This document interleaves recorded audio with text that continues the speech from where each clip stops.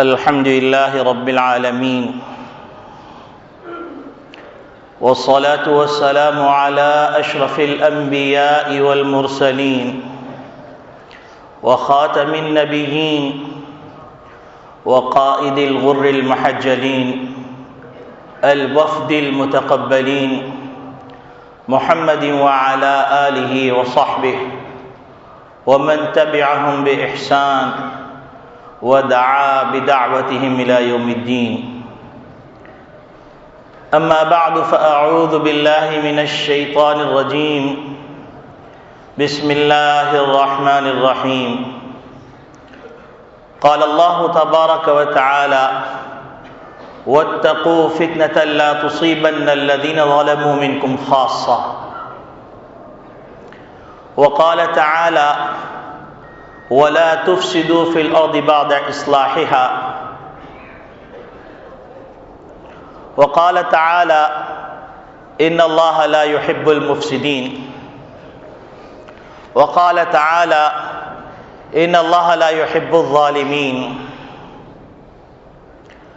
وقال النبي صلى الله عليه وسلم: انصر أخاك ظالما أو مظلوما. وقال النبي صلى الله عليه وسلم: الظلم ظلمات يوم القيامة، أو كما قال عليه الصلاة والسلام.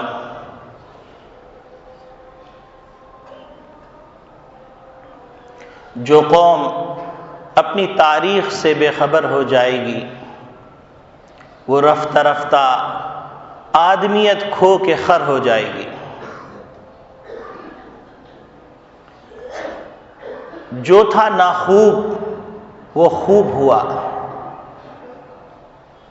جو تھا ناخوب وہ خوب ہوا، کہ بدل جاتا ہے غلامی میں قوموں کا ضمیر بھی.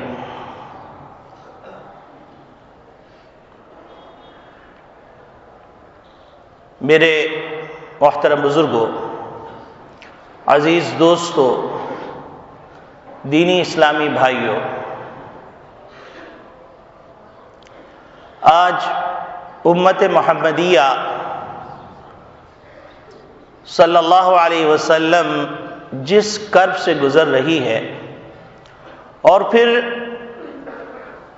خصوصاً پاکستانی قوم، اور پھر اس میں خصوصاً اہل کراچی، اور پھر اہل کراچی میں خصوصاً اس امت کا مقتدی طبقہ جس آزمائش اور جس کرب سے گزر رہا ہے وہ ناقابل بیان ہے.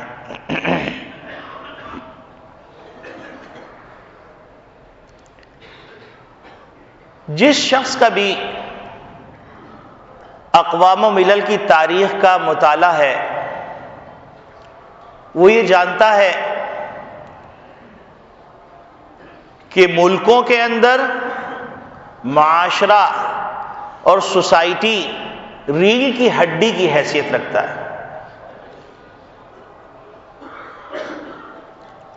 اگر سوسائٹی کے اندر جو افراد ہیں وہ صالح ہیں، ان کے اندر ایثار کا جذبہ ہے، ان کے اندر خودداری ہے، ان کے اندر غیرت ہے، ان کے اندر حمیت ہے، ان کے اندر مساوات ہے، ان کے اندر صلہ رحمی کا جذبہ ہے، ان کے اندر ایثار کے جذبات موجود ہیں، تو وہ قوم عروج پاتی ہیں، وہ اچھی قیادت فراہم کرتی ہیں. لیکن اگر سوسائٹی کے اندر گھن لگ جائے اور اس کے اندر حرص، طمع، لالچ، خود غرضی، رشوت ستانی، مفاد پرستی اور کام چوری اور حرام خوری اور ایک دوسرے کے ذرا سی بات کو برداشت نہ کرنے کے جذبات اور تعصب، انارکی، بد امنی اور عیاشی فحاشی، بے غیرتی، ایسی چیزیں اگر داخل ہو جاتی ہیں تو وہ معاشرہ اچھے افراد فراہم نہیں کرتا، وہ سوسائٹی اچھے افراد فراہم نہیں کرتی، تو اس کے نتیجے میں پورا معاشرہ کرپٹ ہو کر پورا ملک تباہ برباد ہو جاتا ہے۔ جو آدمی بھی تاریخ کا طالب علم ہے، اقوام و ملل کی تاریخ کا تجزیہ کرتا ہے، اس مسلمہ حقیقت کو اپنے آپ کو ماننے پر مجبور پاتا ہے۔ اس کی مثال یوں سمجھ لیجئے، ایک درخت ہے بہت حسین جمیل، بڑا سایہ دار، اور ایک وقت تک اس نے پھل بھی دیے ہیں، پھول بھی دیا ہے، لیکن اگر اس درخت کی جڑ کے اندر کیڑا لگ جائے تو کیا وہ درخت اپنا وجود باقی رکھ سکے گا؟ کیا وہ درخت آئندہ نسلوں کو پھل فراہم کر سکے گا؟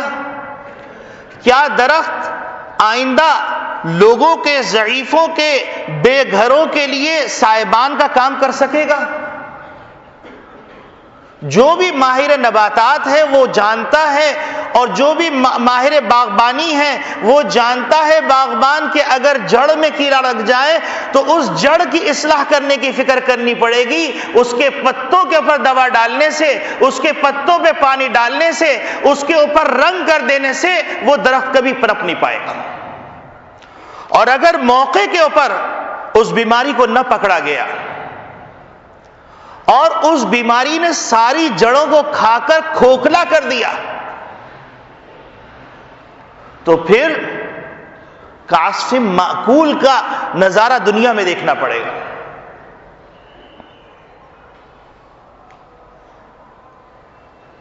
جیسے کھایا ہوا بھوسا ہوتا ہے، جس بھوسے کو صرف جلانے کے کام میں تو لایا جا سکتا ہے لیکن اس کے اوپر کوئی تعمیر نہیں ہو سکتی، اس پہ کوئی عالیشان عمارت نہیں کھڑی کی جا سکتی۔ اگر ریت ہے، ریت کے ذرات ہیں، اور یوں سمجھ لیے ریگستانی زمین ہے تو اس ریگستانی زمین پر آپ عمارت اس وقت تک کھڑی نہیں کر سکتے جب تک کہ آپ نیچے فاؤنڈیشن مضبوط نہیں قائم کر دیتے۔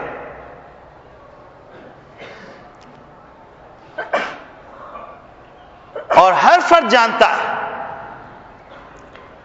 کہ دنیا کے اندر بہت سی قومیں اٹھی اور پھر وہ ایسی زوال پذیر ہو گئیں کہ وہ تاریخ کے اندر تو تاریخ کے طالب علم جانتے ہیں لیکن وہ یہ نہیں جانتے، جو عام معاشرے میں رہنے والے لوگ ہیں، جو اپنے خاندان کی تاریخ نہیں جانتے، جو اپنے حسب نسب کو نہیں جانتے، تو وہ کیا جانیں گے کہ اقوام و ملل کی تاریخ کے اندر کیسے کیسے عروج و زوال آئے اور کیسے کیسے جو ہے پستیاں اور بلندیاں آئیں، کیسی قومیں کہاں سے اٹھیں اور کہاں پہنچ گئیں، اور کیسی قومیں کس بلندی سے اٹھیں اور کس پستی میں جا کے گر گئیں۔ میں آپ کے سامنے چند بڑی بڑی مثالیں پیش کروں گا تاکہ میں جو اپنی اگلی بات کہنے جا رہا ہوں تو وہ بات سمجھ میں آ جائے۔ دنیا حضور اکرم صلی اللہ علیہ وسلم کے زمانے میں دو امپائرز کے اندر ڈائیورٹ تھی، تقسیم تھی۔ ایک طرف رومن امپائر تھا، دوسری طرف پرشین امپائر تھا۔ رومن امپائر اور پرشین امپائر کی تاریخ کو اٹھا کے دیکھیے تو وہ اس زمانے کے سپر پاور تھے اور دنیا کے اوپر ان کا سکہ چلتا تھا۔ وہ اگر کسی کو کہہ دیتے کہ تم غلام ہو تو وہ غلام ہوتا، اگر کسی کو کہتے تم آزاد ہو تو وہ آزاد ہوتا، اگر وہ کہتے یہ سکہ رائج الوقت ہے تو وہ سکہ رائج الوقت ہوتا، اور اگر یہ کہتے کہ آج کی اصطلاح یہ ہے تو وہ اصطلاح ہوتی۔ ان کے دماغ سے سوچا جا رہا تھا، ان کے قلم سے لکھا جا رہا تھا، ان کے کلچر کو اپنایا جا رہا تھا۔ متوسط طبقہ ان کی نقالی کے اندر مرا جا رہا تھا، ادنا طبقہ ان کی غلامی کے اندر مرا چلا جا رہا تھا۔ ظلم و بربریت کی ایک داستان رقم تھی رومن امپائر کے اندر بھی اور پرشین امپائر کے اندر بھی۔ اور پھر وہ عروج کے اوپر پہنچنے والی قوم جب اس کی سوسائٹی کے اندر کیڑے لگے، کون سے کیڑے؟ خوشامد کا کیڑا۔ کون سا کیڑا؟ خود غرضی کا کیڑا۔ کون سا کیڑا؟ تعیش اور عیش پسندی کا کیڑا.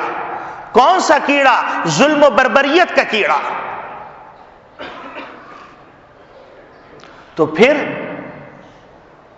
وہ سوسائٹی، جس سوسائٹی کے اندر جس قوم نے کبھی رومن امپائر جیسی روم قوم نے رومن امپائر کے اندر ایسے ایسے قانون دان اور ایسے ایسے جرنلز پیدا کیے تھے، ایسے ایسے اعلیٰ دماغ پیدا کیے تھے، اور اس قوم کے اندر ہرقل جیسا بادشاہ اور جرنل موجود تھا جس کو انتہائی تجربات تھے پرشین امپائر سے لڑنے کے اور اپنی سلطنت کو وسعت دینے کے. لیکن جب قوم کے اندر، سوسائٹی کے اندر کیڑے لگ گئے خوشامد کے، اس کے اندر کیڑے لگ گئے خود غرضی کے، اس کے اندر کیڑے لگ گئے عیش پسندی کے، اس کے اندر کیڑے لگ گئے ہوائے نفس کے، تو اس کا انجام کیا ہوا کہ ہرقل جیسی جرنل ذات بھی اس قوم کو بچا نہیں سکی. عرب کے صحارا سے چند اٹھنے والے لوگ اٹھتے ہیں اور آمنا سامنا ہوتا ہے، اور رومن امپائر سے مذاکرات کا ایک موقع آتا ہے، اس کے ایوان میں جانے کا موقع آتا ہے، تو ایک چال چلی جاتی ہے کہ یہ سارے عرب کے صحارا سے نکلے ہوئے اجڑ گوار لوگ ہیں اور کافی عرصے سے یہ اپنے بیویوں سے دور ہیں، تو انہوں نے روم کی حسین ترین دوشیزاؤں کو دو رویا اسٹال لگا کے بٹھا دیا اور ان سے کہہ دیا کہ یہ قوم جب داخل ہوگی، اس کے جرنلز داخل ہوں گے، اس کے سپہ سالار اور سپاہی داخل ہوں گے اور تم کو دیکھیں گے، اور اگر تعارض کریں گے تو ان کو کچھ نہ کہنا، اور ان کو اسی کے اندر الجھا دینا چاہتے تھے. ادھر اللہ رب العالمین نے امیر المومنین امیر لشکر کو القا فرمایا. انہوں نے کہا یا ایھا الذین آمنوا قل للمؤمنین یغضوا من ابصارہم ویحفظوا فروجہم، کہ اے ایمان والوں کی جماعت اپنی نگاہوں کی حفاظت کرنا. دنیا دیکھتی ہے، مورخ کھڑا ہوا ہے قلم لے کر کہ اب تاریخ کے اندر وہ ہیبت ناک منظر لکھے گا جس میں عورتوں کی عصمت دری ہوگی، جس میں اجڑ گنوار عورتوں کو درندوں کی طرح چاٹ جائیں گے. لیکن مورخ کا قلم رک گیا، اس کی سیاہی خشک ہو گئی، اس کی آنکھیں تھرا گئیں کہ یہ لشکر نکلتا ہے، رومن امپائر کا دروازہ کھلتا ہے، وہ اندر داخل ہوتا ہے، سب کی نگاہیں نیچی، اور وہ سلطنت کے اندر داخل ہو جاتا ہے. وہ عورتیں ہکا بکا رہ جاتی ہیں. یہ کون لوگ ہیں جن کے سامنے ہم جیسی حسینائیں بیٹھی ہوئی تھیں لیکن ہم ان کو زیر نہیں کر سکے؟ وہی ان کی غلامی کے اندر آ کے کلمہ لا الہ الا اللہ کی صدا بلند کرتے.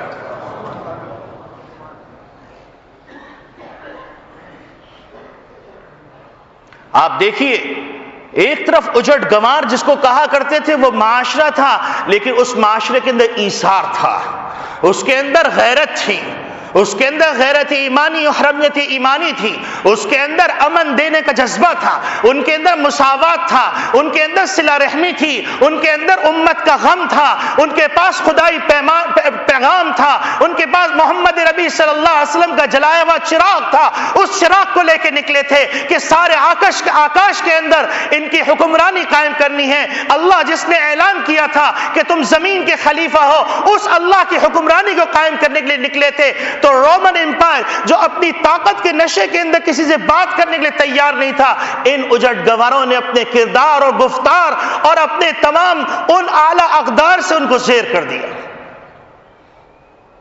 کہاں گئی رومن امپائر؟ اتنا سا اٹلی، جائیے جا کے دیکھیے، یہ قوم عروج پہ پہنچ کر زوال پہ گئی. اسباب تلاش کر لیجئے، پتہ چل جائے گا. آئیے دوسری قوم کی طرف چلتے ہیں، پرشین امپائر. پرشین امپائر میں رستم جیسا آدمی موجود تھا، اور اس سلطنت کی دولت کی کوئی انتہا نہیں تھی، اور تہذیب کی اس بلندیوں پہ پہنچ گئے تھے جو دنیاوی اعتبار سے رنگ رنگیلیوں کی تہذیب ہوتی ہے کہ اس سے زیادہ کا تصور نہیں کیا جا سکتا. لیکن ان کے اندر بھی وہی سارے کیڑے جو سوسائٹی کی جڑ کو کھاتے ہیں، جو قوموں کو زوال سے دوچار کرتے ہیں، وہ کیڑے ان کے اندر بھی لگ گئے. عیش پسندی، باپ بیٹی کی شادی ہو رہی ہے، بھائی بہن کی شادی ہو رہی ہے، یہ موقع نہیں ہے اس داستان کو سنانے کا کہ شرم سے انسانیت کی آنکھیں زمین میں گڑ جاتی ہیں، اور ظلم کی ایسی داستان کہ ناقابل بیان۔ جو حکمران طبقہ ہے اس کو خدا کا درجہ ہے، اور جو محکوم طبقہ ہے وہ محکوم طبقہ گٹر کے اندر پیدا ہونے والے کیڑوں سے زیادہ گیا گزرا ہے۔ حاکم طبقے کے کتوں کے لیے ایسی غذا میسر ہے کہ جو انسانوں کے لیے میسر نہیں۔ یہ طبقاتی فرق اور ظلم، عیش پسندی، خود غرضی، خوش آمدی، اس کا نتیجہ کیا ہوا؟ آپ جانتے ہیں کہ رستم کے دربار میں ربیع ابن عامر رضی اللہ تعالیٰ عنہ پہنچتے ہیں، کیا پیغام دیتے ہیں اس کو ذکر کرنے کی ضرورت نہیں، آپ سب جانتے ہیں، کئی دفعہ اس کو تذکرہ کیا۔ آج پرشین امپائر سکڑ کے نام لینے کا موقع نہیں، کہاں پہنچ چکا ہے۔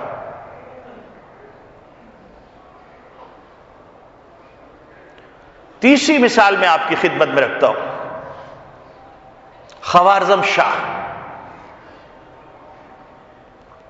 یہ عباسی اتنی بڑی سلطنت تھی کہ اتنی بڑی سلطنت کم لوگوں کو نصیب ہوئی،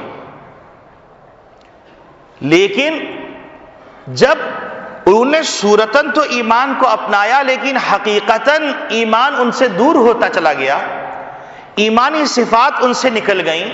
وعباد الرحمن الذين يمشون على الارض هونا واذا خاطبهم الجاهلون قالوا سلاما والذين يبيتون لربهم سجدا وقياما، اس کی نظیریں ختم ہو گئیں، اور والذين يبيتون لربهم کی جگہ پر لشرابهم لخمرهم لعياشهم لبدماشهم کی صورت پیدا ہو گئی کہ راتیں ان کی بے حیائی اور بے غیرتی اور عیاشی کے اندر گزرنے لگی، اور دن سو کے گزرنے لگے، اور قوم کا خیال نہیں رہا، اور قوم کی دولت کو لوٹنے کی ہوس پیدا ہو گئی۔ تو اس کا نتیجہ یہ ہوا کہ خوارزم شاہ کی سلطنت تاریخ سے مٹ گئی۔ آپ کہیں گے مولوی صاحب بڑی دور دور کی مثالیں لے کے آتے ہیں، قریب زمانے کی ایک مثال لے لیجئے۔ فرانس سے کون واقف نہیں؟ نیپولین جیسا جنرل اس قوم میں پیدا ہوا ہے،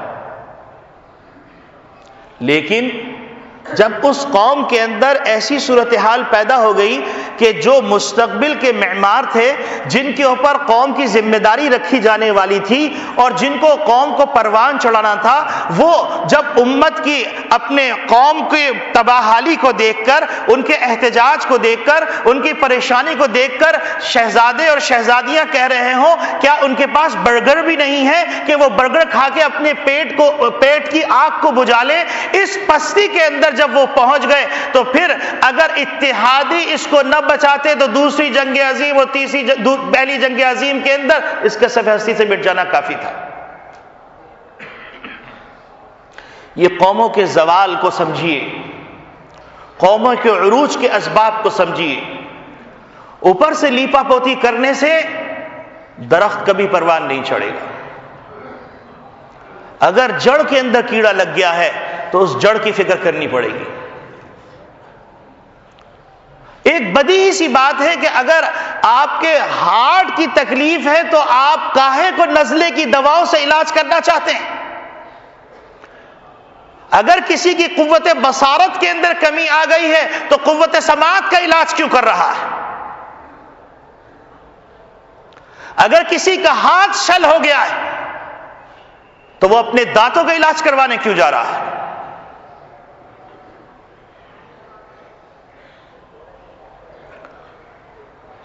یہ چند مثالیں میں نے آپ کے سامنے عرض کی۔ اس کے بعد جو بات کہنے جا رہا ہوں تو ایک دینیات کے طالب علم کی طرف سے ایسی بات جو تاریخ کا طالب علم ہو، اسلامیات کا طالب علم ہو، سیاست کے میدان کا نہ ہو اور اس کی کوئی مفادات نہ ہو، تو ایسے طالب علم کی طرف سے تنقید تو وہ نہایت ہی اخلاص کے اوپر مبنی ہوگی۔ اور ایسے شخص سے نصیحت سن لینا اور اس نصیحت پہ کان دھر لینا اور اس نصیحت کے مطابق کوئی لاہ عمل طے کر لینا، اس سے عروج ہی مل سکتا ہے، زوال نہیں۔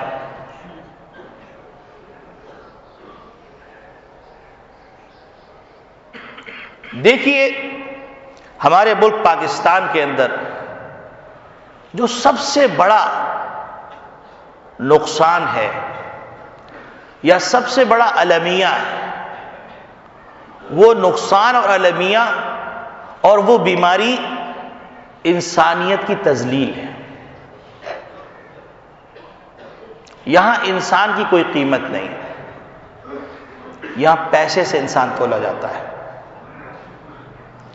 کردار سے نہیں تولا جاتا، گفتار سے نہیں تولا جاتا۔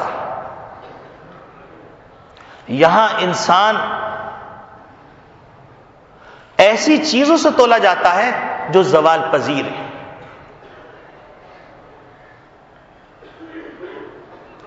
اور نبی اکرم صلی اللہ علیہ وسلم کے اوپر جو کلام مجید نازل ہوا، اس کلام مجید نے بنیادی طور پر دنیا کے امن کے لیے جو فلسفہ پیش کیا ہے، وہ فلسفہ یہ پیش کیا ہے کہ انسانیت کو تکریم دو گے تو انسان کا جو معاشرہ ہے وہ سکون پائے گا۔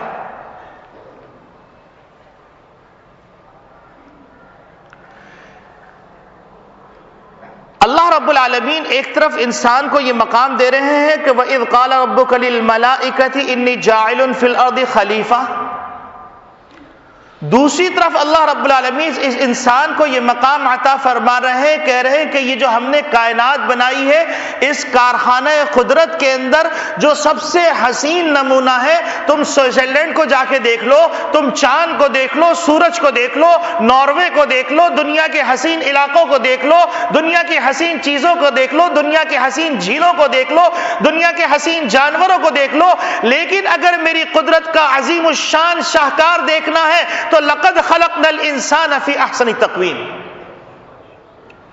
میری قدرت کا حسین شاہکار یہ انسان ہے، اسی وجہ سے اس انسان کو ہم نے تکریم کا تاج پہنا کے بھیجا، وَلَقَدْ كَرَّمْنَا بَنِي آدم، اور اسی وجہ سے ہم نے اس انسان کو اپنا خلیفہ بنایا۔ اگر کوئی بڑی سلطنت کا خلیفہ ہوتا ہے تو اس کا مقام کتنا بلند ہوتا ہے، جو اس کائنات کے پورے خالق کا خلیفہ ہو تو اس کا مقام کتنا بلند ہے۔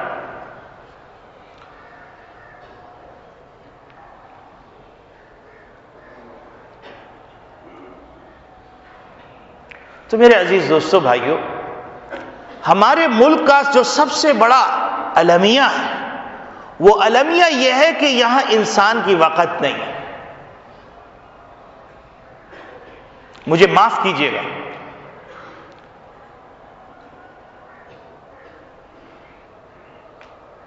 اور جس قوم کے اندر، جس ملک کے اندر انسان کی بے توقعی ہو رہی ہو، اور جس کہ اللہ رب العالمین نے بڑے اہتمام کے ساتھ انسانی حقوق کا تذکرہ کیا ہو، اور ان حقوق کو جو لوگ دہشت گردی کہتے ہوں، ان حقوق کو جو لوگ انسان کی تذلیل کہتے ہوں، تو کیا ان کو وہ انسانیت کی تذلیل نظر نہیں آتی جو بلند کردار کے لوگ، بلند گفتار کے لوگ، بلند اخلاق کے لوگ، نبی کے وارث روڈوں کے اوپر بلکتے ہوئے سسکتے ہوئے پڑے ہوئے ہیں، ان کو خون سے لہو لہان کیا جا رہا ہے، اور اس وقت ان کو انسانیت کی تذلیل نظر نہیں آتی، اس وقت ان کو انسانی حقوق نظر نہیں آتے، اس وقت ان کو ہیومن رائٹس کی رد نظر نہیں آتی۔ اگر ایک کتا مرتا ہے تو وہاں پر جانوروں کے حقوق یاد آ جاتے ہیں، اگر ایک عورت عفت کے ساتھ رہنا چاہتی ہے تو وہاں انسان کی تذلیل نظر آتی ہے، اگر ایک مرد اپنے اختیار سے ادب اور تہذیب کا دائرے کے اندر رہتے ہوئے اعلیٰ اقدار کا علم حاصل کرنا چاہتا ہے تو وہ دہشت گرد شمار کیا جاتا ہے۔ جو انسانیت کو امن کا درس دیتا ہے اس کو دہشت گرد کہا جاتا ہے، جو قال اللہ قال رسول کا درس دیتا ہے اس کو دہشت گرد کہا جاتا ہے، اس کو تخریب کار کہا جاتا ہے، اس کو امن کے لیے خطرہ کہا جاتا ہے۔ ارے وہ آنکھیں کہاں گئیں؟ ارے وہ قلم نگار کہاں گئے؟ ارے وہ کان کہاں گئے؟ ارے وہ دماغ کہاں گئے؟ ارے وہ قلب کہاں گیا جو دیکھے، سنے، سمجھے اور لکھے کہ ظلم کیا ہے؟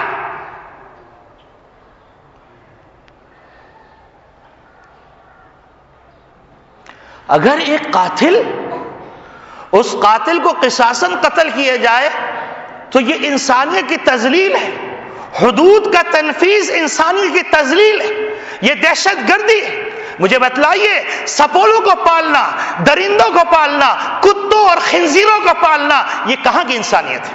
یہ کون سے انسانی حقوق ہے؟ یہ کون سی انسانی کی تکریم ہے؟ ہم کو انسانیت کا درس دو گے جس کے نبی نے 35 غزوات اور سرایا کی ایک طویل تعداد، اس میں صرف 259 افراد کی شہادت اور مقتولین مد مقابل مقتولین ان کی تعداد 759، اور صرف جنگ عظیم دوئم کے اندر 2 کروڑ سے زیادہ انسانوں کو منڈی کی خاطر ہلاک کر دیا گیا۔ تم ہم کو درس دو گے، ہم کو سکھاؤ گے جس کے پروردگار نے واضح طور پہ ہمارے حقوق متعین کر دیے، جان، مال، عزت، آبرو، اس کا تحفظ اسلام نے دیا ہے۔ اگر آج یہاں پر حدود کا نفاذ ہو جائے اور حرام خوری اور کام چوری ختم ہو جائے تو پھر انسانی کی تذلیل اس طرح نہیں ہوگی۔ کوئی اپنے ہیرو کو نہیں مارتا، کوئی اپنے ہیرو کو ذلیل نہیں کرتا، کوئی اپنے ہیرو کے تحفظ کے لیے اتنا بے پرواہ نہیں ہوتا۔ میری بات دھیان سے سنیے، نہ کہیے گا کہ خبر نہ ہوئی۔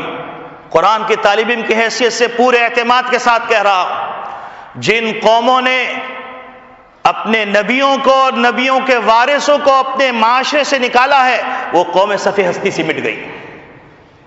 آئیے میں قرآن سے دکھاتا ہوں۔ حضرت لوط علیہ السلام دعوت دے رہے ہیں، اور دعوت دینے کے بعد حضرت لوط علیہ السلام کے بارے میں کہا گیا، اخرجوہم من قریتکم انہم اناس یتطہرون۔ بڑے پاک باز بنتے ہیں، بڑے امن کے پیامبر بنتے ہیں، بڑے اخلاقیات کا درس دیتے ہیں، ان کو اپنی بستی سے نکال دو۔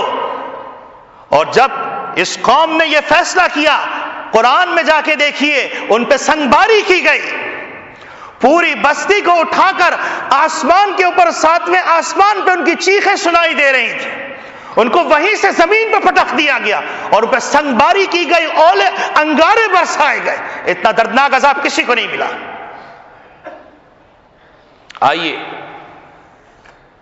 حضرت شعیب علیہ السلام، انہوں نے کہا بے ہنگمی چھوڑ دو، حرام خوری چھوڑ دو، کام چوری چھوڑ دو، ظلم و بربریت کی جو داستان رقم کر رہے ہو اس سے باز آ جاؤ، انسانی حقوق کو پامال مت کرو، اللہ کے حقوق کو پامال مت کرو۔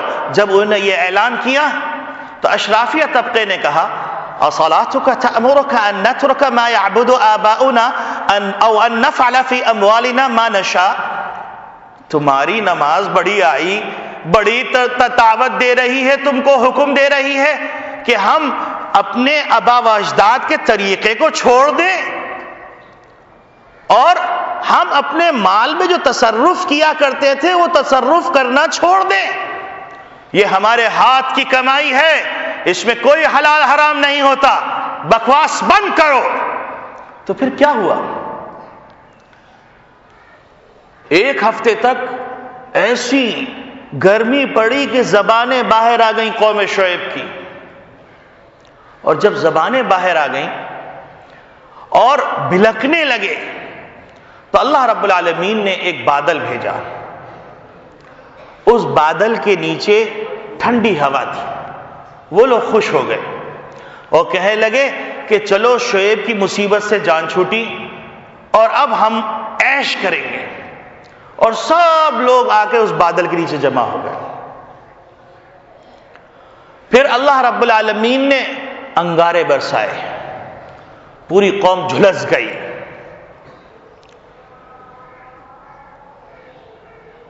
آئیے موسیٰ علیہ السلام نے دعوت دی. اللہ رب العالمین نے کہا اذهبا الى فرعون انه طغى. موسیٰ اور ہارون آپ دونوں جائیے اور جا کر فرعون کو سمجھائیے، اس لیے کہ وہ سرکشی پہ آمادہ ہو گیا ہے. فقولا له قولا لینا لعلہ یتذکر او یخشی. آپ ان کو نرمی سے سمجھائیے، ہو سکتا ہے کہ وہ ہدایت پا جائے یا کم سے کم اس میں خوف پیدا ہو جائے. لیکن فرعون اپنی فرعونیت سے باز نہیں آیا. جب انسان کے پاس طاقت کا نشہ ہوتا ہے تو وہ نشہ انسان کو صحیح فیصلے سے بھی پیچھے کر دیتا ہے. اور یاد رکھیے، میرے الفاظ کو یاد رکھیے، پھر نہ کہیے گا کہ علماء نے متوجہ نہیں کیا. جب اللہ رب العالمین قوموں کے زوال کا فیصلہ کرتے ہیں تو سب سے پہلے ان کی عقل ختم کرتے ہیں، وہ صحیح فیصلہ کرنے کی صلاحیت باقی نہیں رکھتے. وَلَا تَكُونُوا كَالَّذِينَ نَسُوا اللَّهَ فَأَنسَاهُمْ أَنفُسَهُمْ. ان لوگوں کی طرح نہ ہو جانا جنہوں نے اللہ کو بھلایا تو جب اللہ نے ان کے زوال کا فیصلہ کیا تو ان کو ان کے نفع سے غافل کر دیا. اذا اردنا ان نهلك قرية امرنا مترفيها ففسقوا فيها فحق عليها القول فدمرناها تدميرا. قرآن کے فیصلے یہ میرے نہیں ہیں، کسی مولوی کے فیصلے نہیں، کسی ملا کے فیصلے نہیں، یہ اللہ کے فیصلے. جس کی یہ زمین، جس کی یہ کائنات، جو اس کائنات کے نظام کو چلا رہا. ما تسقط من ورقة في الارض ولا حبة في ظلمات الارض ولا رطب ولا يابس الا في كتاب مبين. ہمارا عقیدہ ہے.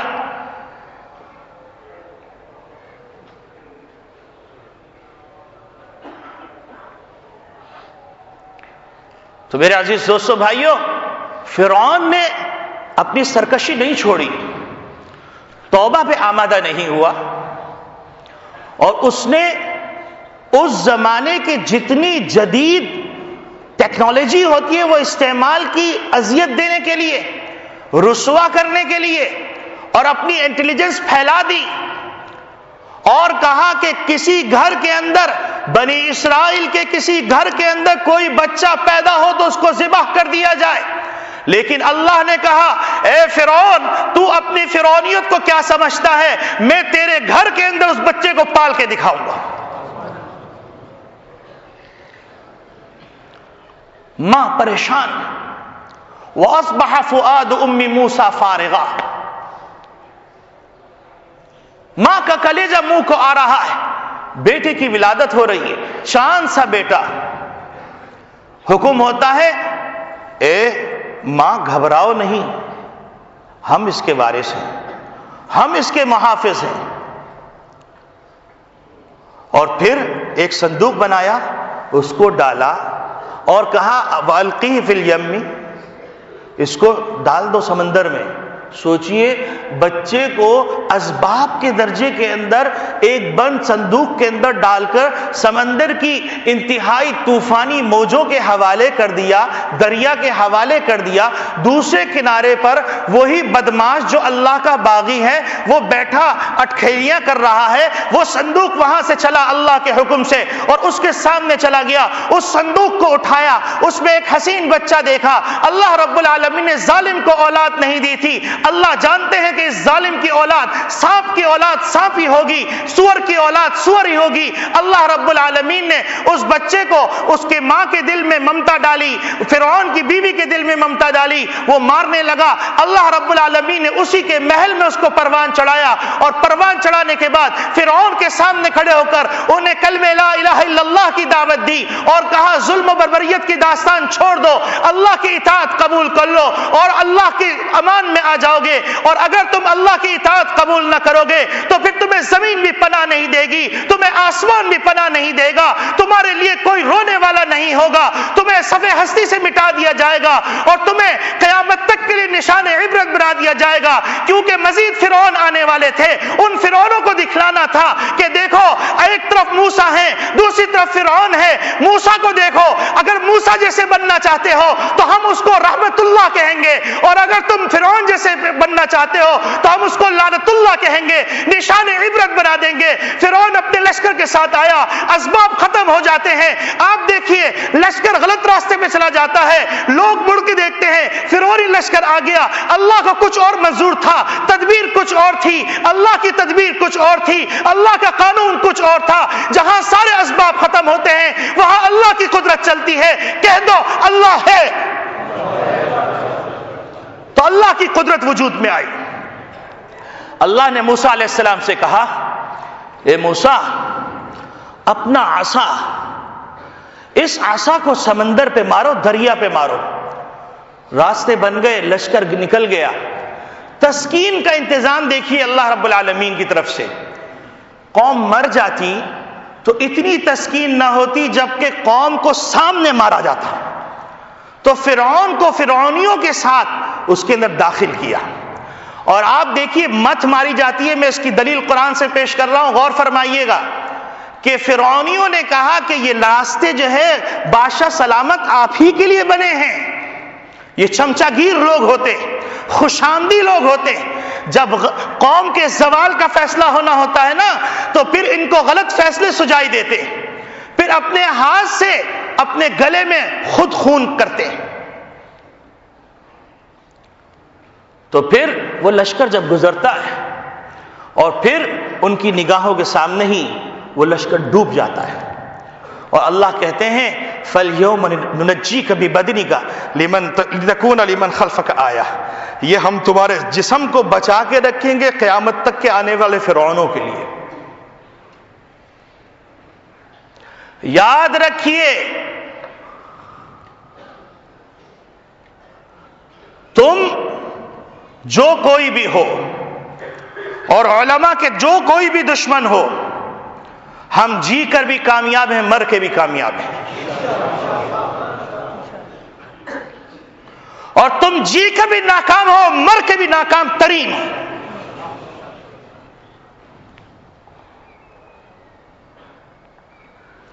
تو یہاں کا سب سے بڑا المیہ یہ ہے کہ یہاں پر انسان پیسوں میں تلتا ہے،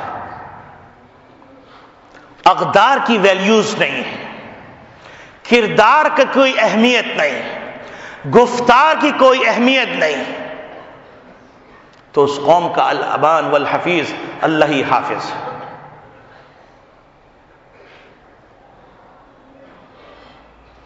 دوسری یہاں کی بیماری، وہ خطرناک ترین بیماری پیسے کی ہوس۔ ایسا لگتا ہے کہ سب چیزوں نے دم توڑ دیا ہے، اب صرف پیسہ ہے، پیسہ جیسے بھی حاصل ہو، چاہے قوموں کی تقدیر کا فیصلہ زوال کی صورت میں وقوع پذیر ہو جائے، چاہے خون کی ندیاں بہا کر دولت مل جائے، دولت آنی چاہیے جیسی بھی، جس طرح بھی اور جہاں سے بھی۔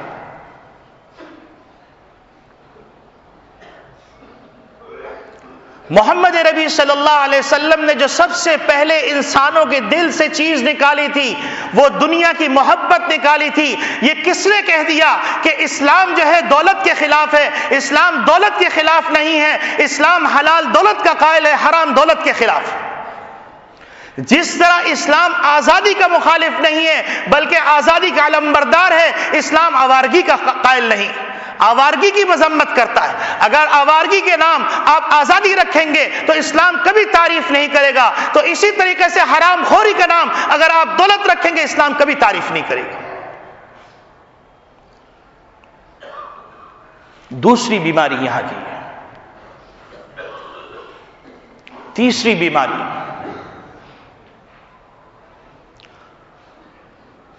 وہ بیماری ہے عصبیت۔ اب عصبیت کی مختلف شکلیں، لسانی عصبیت، مسلکی عصبیت، علاقائی عصبیت، یہ سارے وہ بت ہیں جن بتوں کو محمد عربی صلی اللہ علیہ وسلم پاش پاش کرنے آئے تھے.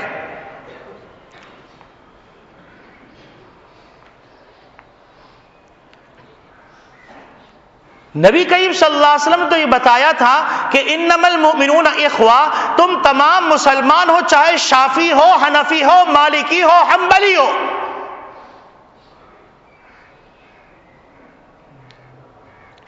یہ تو سیاسی مسلطوں کے اوپر خون ہوا کرتے تھے، سیاسی مفادات کے اوپر خون ہوا کرتے تھے کبھی پرانی سلطنتوں کے اندر، کہ بادشاہ کا یہ مسلک ہے تو لہذا باقی کو تباہ برباد کر دیا جائے. یہ محمد عربی صلی اللہ علیہ وسلم کی تفسیر نہیں، یہ قرآن کا پیغام نہیں ہے. یا ایھا الناس انا خلقناکم من ذکر وانثی وجعلناکم شعوبا وقبائل لتعارفوا ان اکرمکم عند اللہ اتقاکم.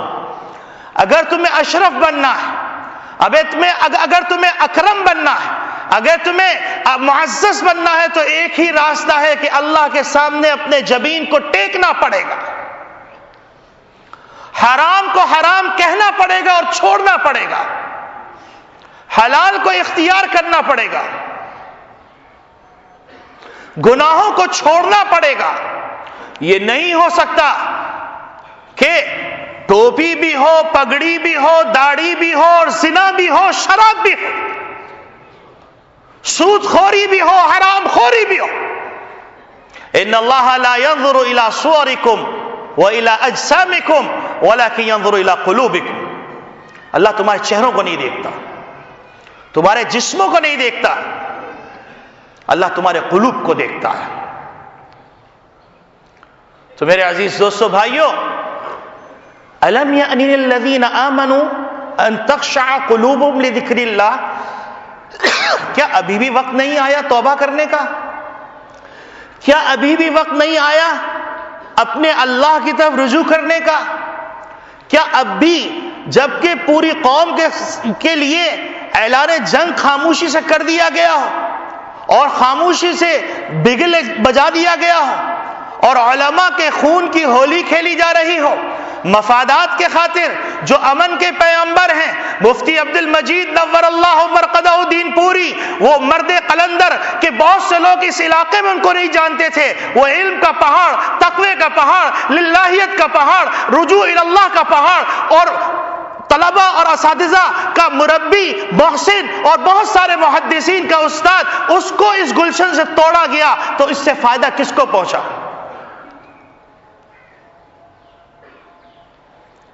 میرے عزیز دوستو بھائیو، فیصلہ کرنا ہوگا کہ مومن بن کے جینا ہے یا کافر بن کے. فیصلہ کرنا ہوگا کہ فروعی اختلاف میں الجھ کر اپنے گلے کاٹتے رہنا ہے یا اصولوں کی بنیاد پر جینے کا حق مجھے بھی دیجیے، آپ اپنے آپ کو بھی لیجیے. مجھے بتلائیے، کیا دنیا سے سارے لوگوں کو ختم کیا جا سکتا ہے؟ قیامت تک سارے طبقات رہیں گے، ساری قومیں رہیں گی، سارے مسالک رہیں گے، سارے فروع اختلافات رہیں گے. ان اختلافات کو کتابوں میں بند کر دیجئے، علمی دنیا میں رہنے دیجئے، اس کی بنیاد پر سیاست مت چمکائیے، قوموں کو زوال سے دوچار مت کیجئے، امن سے رہیے، امن سے رہنے دیجئے.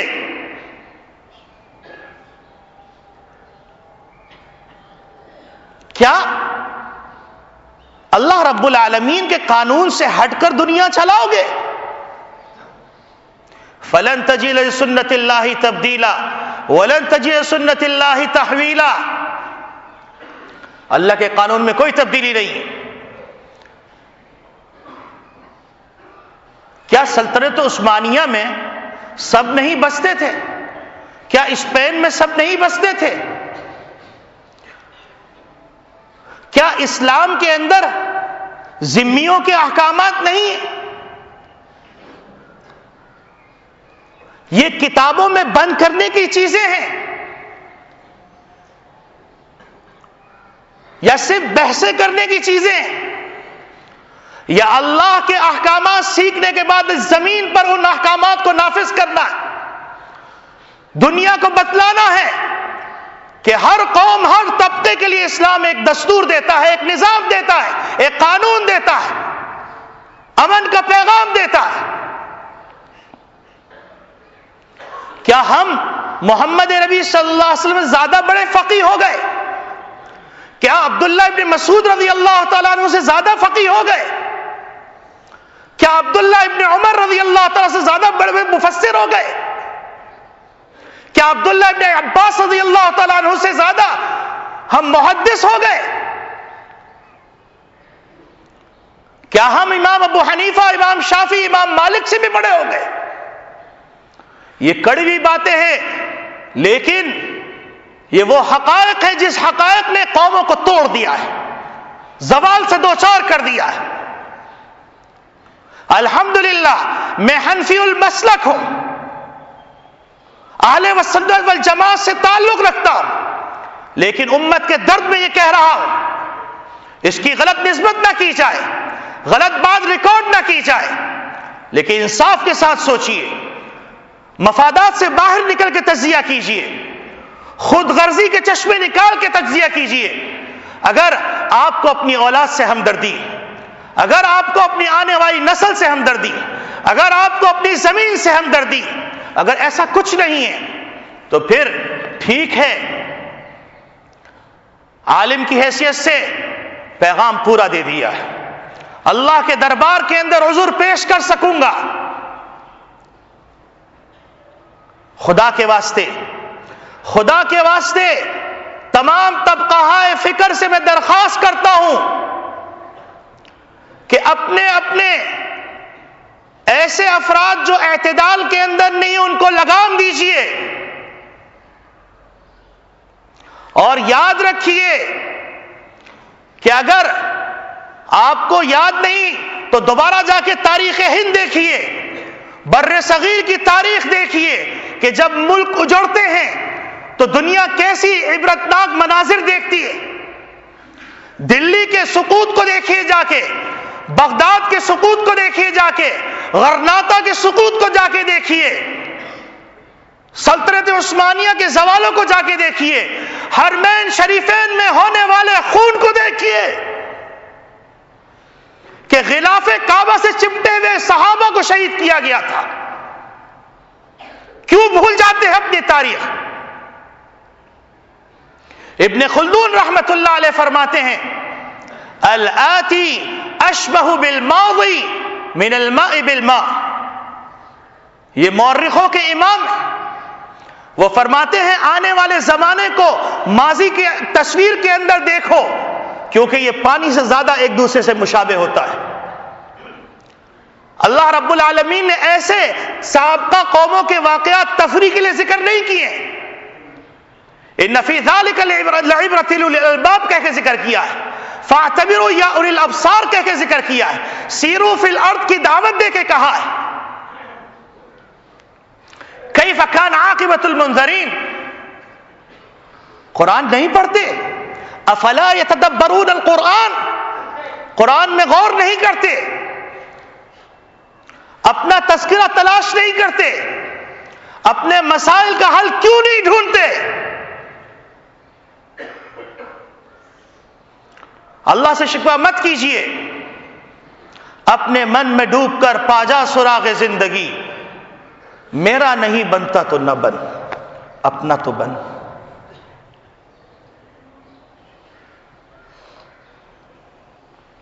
جو قوم اپنی تاریخ سے بے خبر ہو جائے گی، رفتہ رفتہ آدمیت کھو کے خر ہو جائے گی۔ جائیے دیکھیے، خروں کو دیکھیے جا کے۔ کیا آپ نے کبھی سوچا کہ سانپ کو ڈس رہا ہو؟ کیا آپ نے کبھی سنا کہ کتے نے کتے کو بھگوڑ ڈالا ہو؟ کیا یہ وہی انسان ہے جس انسان کو ساری انسانیت کے امن کے لیے پیدا کیا گیا تھا، جن کو خلافت ارضی کا اعلیٰ مقام دے کر بھیجا گیا تھا؟ کیا یہ وہی انسان ہے جو محمد ربی صلی اللہ علیہ وسلم کا خلیفہ بنا ہے۔ میرے عزیز دوستو بھائیوں، ایسی صورتحال کے اندر پھر کیا ہوتا ہے؟ آئیے،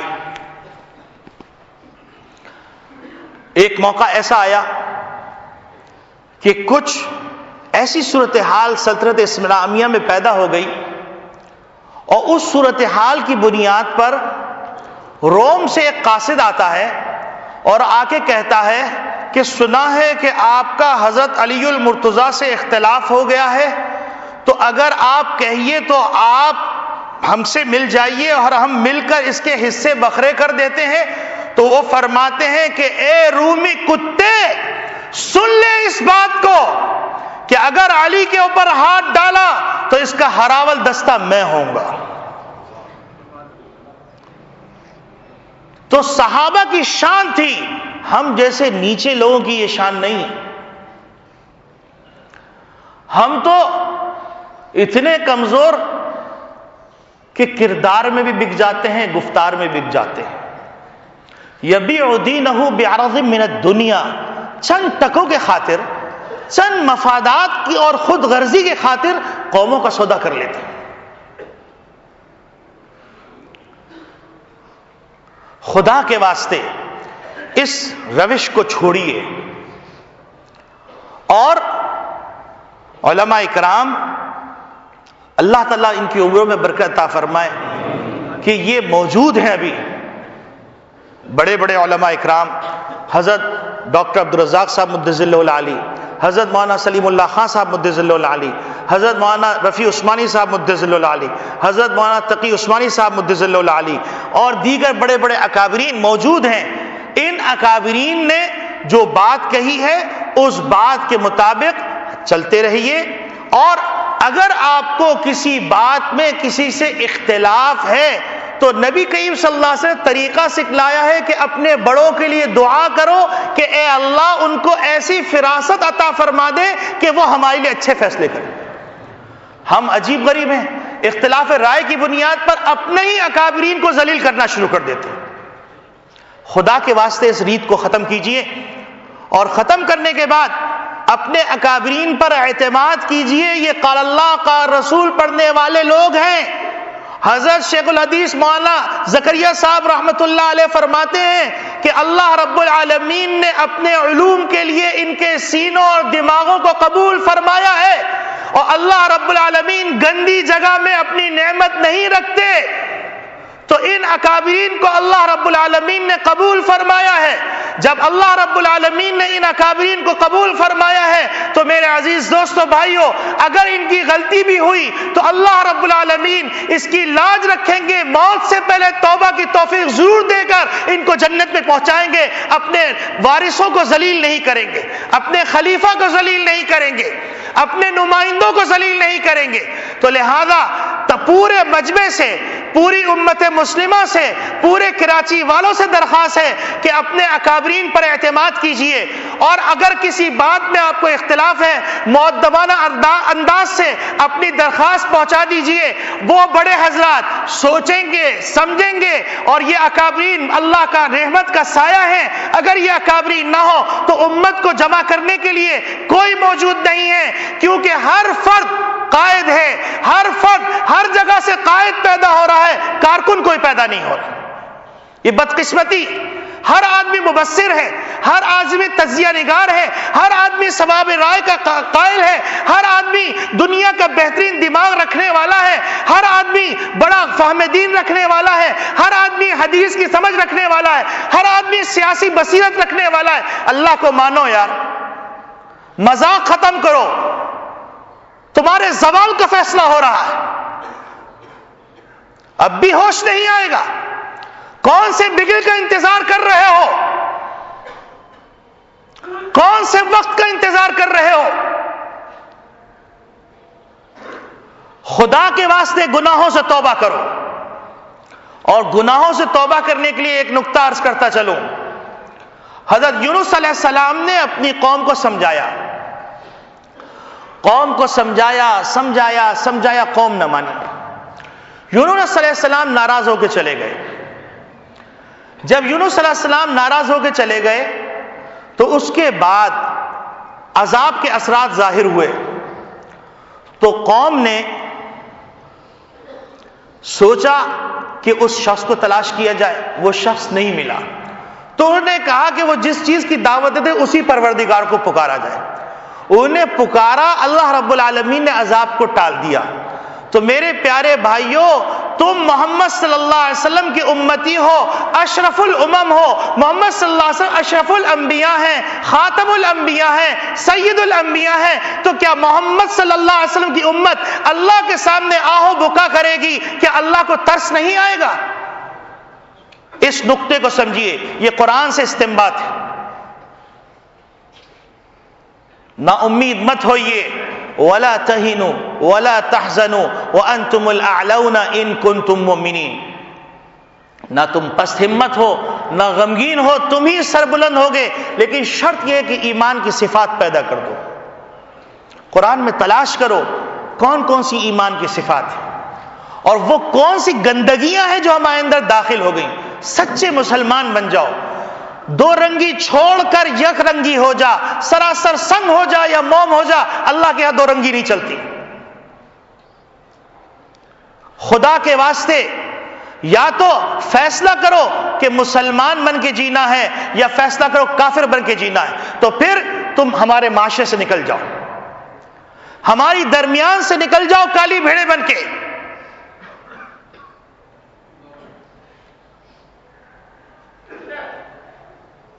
ورنہ اللہ رب العالمین خود چھٹائی کریں گے۔ وہ قادر مطلق علیم بذات الصدور ہے۔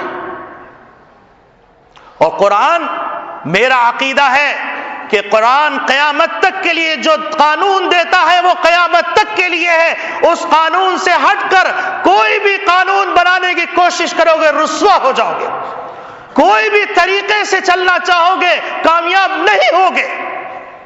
لوٹ آؤ، لوٹ آؤ، توبہ کر لو اللہ سے، اللہ سے صلح کر لو، دوستی کر لو، خدا کے واسطے بھیک مانگ رہا ہوں میں تم سے، اب تو توبہ کر لو، اب تو گندی فلمیں دیکھنا چھوڑ دو۔ تمہیں شرم نہیں آتی؟ تمہارے محدثین کو روڈوں پہ تڑپایا جا رہا، فوٹیج آنے کے باوجود قاتلین دندناتے پھر رہے ہیں۔ اس سے زیادہ کیا افسوس کا عالم ہوگا؟ کیا اس سرزمین کے حصول کے لیے ہمارے آباء و اجداد نے کچھ نہیں کیا؟ کیا اس ملک کو ہم نے کچھ نہیں دیا؟ کیا ہم نے اس ملک کے تحفظ کے لیے کچھ نہیں کیا؟ جائیے تحقیقی رپورٹوں کو دیکھیے، ہمارا کردار کتنا بلند رہا ہے۔ یہ دیندار طبقہ ہے جس کے صدقے میں اس ملک کی آزادی ہے۔ خدا کے واسطے اختلافات بھول جائیے، اپنی نسل سے ہمدردی کیجیے، اپنے قرآن سے ہمدردی کیجیے، اپنے رسول سے ہمدردی کیجیے۔ ٹھیک ہے، علمی اختلاف کب نہیں رہا؟ کیا اس کی بنیاد پر ہم دشمنوں کے ہاتھ بک جائیں؟ کیا ہم اس کی بنیاد پر ایک ساتھ بیٹھنے پر آمادہ نہ ہو؟ خدا کے واسطے اس روش کو تبدیل کیجیے اور اللہ سے مانگیے، خوب مانگیے، خوب مانگیے، ایک دفعہ اللہ کو منا لیجیے۔ اللہ رب العالمین کہنے والے کو بھی عمل کی توفیق عطا فرمائے، سننے والوں کو بھی عمل کی توفیق عطا فرمائے۔ یاد رکھیے، اللہ رب العالمین کے دین کے بن جائیے گا تو اللہ اس دین کا محافظ۔ ایک واقعہ سنا کے بات ختم کر دیتا ہوں۔ حالات ایسے ہیں کہ دل چاہتا ہے کلیجہ آپ کے سامنے رکھ دوں اور علماء کی ترجمانی کر دوں، مجھے معاف کر دیجئے گا اگر کوئی کڑوی بات آپ لوگوں کے سامنے آئی ہو، لیکن اگر اب ہوش نہیں آیا تو کب آئے گا؟ دیکھیے، ہر زمانے میں کوشش کی گئی قرآن اور اہل قرآن کو ختم کرنے کی، لیکن اللہ رب العالمین نے ہر زمانے میں ایسی صورت پیدا فرما دی کہ یہ قرآن محفوظ ہو گیا۔ اور جب قرآن تو محفوظ رہے گا ہی، اہل قرآن محفوظ ہو گئے. قرآن تو محفوظ ہے لیکن قرآن سے جڑ جاؤ گے تو اہل قرآن بن جاؤ گے، اور اہل قرآن بن گئے تو تم بھی محفوظ ہو جاؤ گے. حضرت شاہ عبد العزیز محدث دہلوی رحمۃ اللہ علیہ کے زمانے میں ایسا واقعہ رونما ہوا کہ فائر پروف کاغذ کے اوپر قرآن انجیل لکھی گئی اور چیلنج کے طور پہ پیش کیا گیا.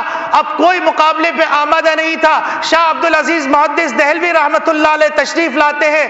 اس مرد قلندر نے کہا پادری صاحب میں اس چیلنج کو قبول کرتا ہوں. انہوں نے کہا آپ آئیے، مجمع کے اندر آئیے اور اپنا چیلنج دہرائیے. ادھر شاہ عبد العزیز صاحب محدث دہلوی رحمۃ اللہ علیہ اللہ کی طرف رجوع فرماتے ہیں، اللہ معرفت عطا فرماتے ہیں، اللہ فراست ایمانی عطا فرماتے ہیں. وہ پادری صاحب کھڑے ہوتے ہیں، کہتے ہیں کہ یہ انجیل کا نسخہ میرے ہاتھ میں ہے، یہ قرآن تمہارے پاس ہے، تم بھی اس کو آگ میں ڈالو، میں بھی اس کو آگ میں ڈالتا ہوں. اگر یہ جل گیا تو قرآن غلط، اگر انجیل جل گئی تو انجیل غلط. پادری صاحب اعلان کر کے واپس آتے ہیں. شاہ عبد العزیز محدث دہلوی رحمۃ اللہ علیہ کھڑے ہوتے ہیں. آتش نمرود کے مقابلے کے اندر ابراہیمی سنت کو زندہ کرنے کے لیے فرماتے ہیں پادری صاحب ہم مسلمان جذباتی لوگ ہیں، ہم یہ نہیں برداشت کر سکتے قرآن کو آگ میں ڈال دیں اور ہم باہر رہیں. انہوں نے فرمایا میں قرآن اپنے سینے پہ رکھتا ہوں، تم انجیل اپنے سینے میں رکھو، تم بھی آتش نمرود میں کودو، میں بھی آتش نمرود میں کودوں گا. جو جل گیا وہ مر گیا، جو بچ گیا وہی حق پہ ہے. آج پھر آتش نمرود ابراہیم سنت کو دعوت دے رہی ہے. خدا کے واسطے، خدا کے واسطے ہوش کے ناخن لے لیں سب لوگ، ورنہ سورۃ البروج کی تلاوت کر کے وہ لوگ سمجھ لیں، مطالعہ کر لیں کہ انہوں نے اللہ کے قانون کو ختم کرنے کے لیے، اللہ کے کلمے کو بجھانے کے لیے انہوں نے جو آگ جلائی تھی اور بیٹھے اطراف میں تماشا دیکھ رہے تھے. قتل اصحاب الاخدود قیامت تک کے لیے فیصلہ کر دیا گیا، اور ہر شخص جو خندق کو آگ سے بھڑکائے گا اس کے لیے قیامت تک کے لیے فیصلہ ہے. تو لہذا امن، جب تک کہ اکابرین جو بات فرما رہے ہیں اپنی طرف سے کچھ کرنے کی ضرورت نہیں. جذبات بہت دکھا لیے، ہوش کی ضرورت ہے، تدبر کی ضرورت ہے، مکاریوں کی اور چال بازیوں کی حقیقت تک پہنچنے کی ضرورت ہے. اور جو شخص بھی کہہ رہا ہے کہ میں کلمہ لا الہ الا اللہ کو مانتا ہوں، بھول جائیے کہ وہ کس گروپ سے تعلق رکھتا ہے. کلمہ لا الہ الا اللہ پہ ایک دفعہ متحد ہو جائیے تو انشاءاللہ سب متحد ہیں. اور یہ پاکستان کلمہ لا الہ الا اللہ کی بنیاد پر قائم کیا گیا ہے. تو